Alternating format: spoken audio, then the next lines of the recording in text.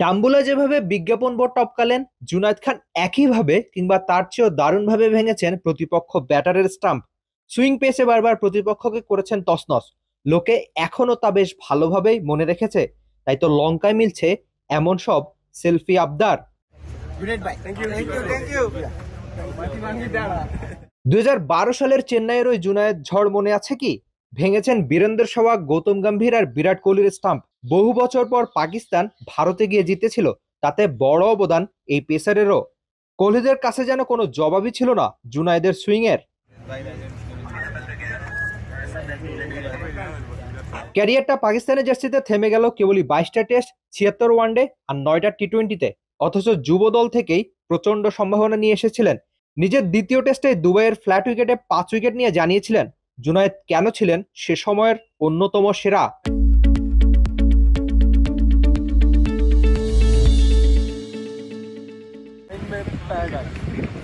আপাতত পরিচয় বদলে পাকিস্তান নারী দলের সহকারী কোচ আর পেস বোলিং কোচ। 34 বছর বয়সেই কেন ক্রিকেটটা ছেড়ে কোচিং এ শুনিয়ে রেখেছিলেন টি স্পোর্টসকে।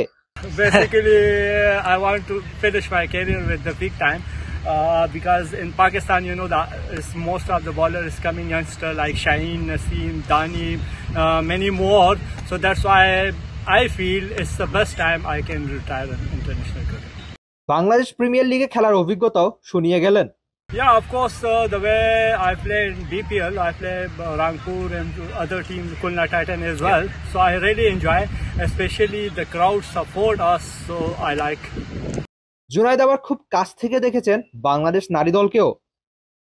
At the moment, the way they play first game, of course they lose, but the way there's effort, so definitely if you do hard work, so they will come back team soon.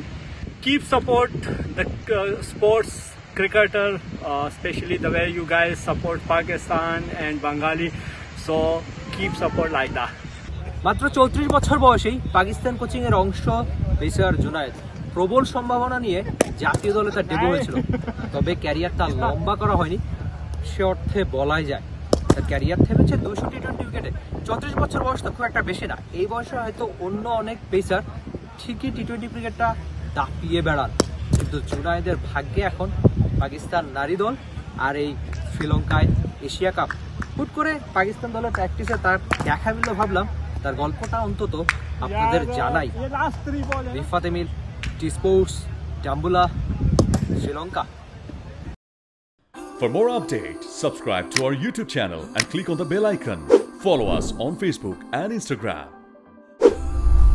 Download T Sports app to enjoy exciting games and highlights. Visit tsports.com.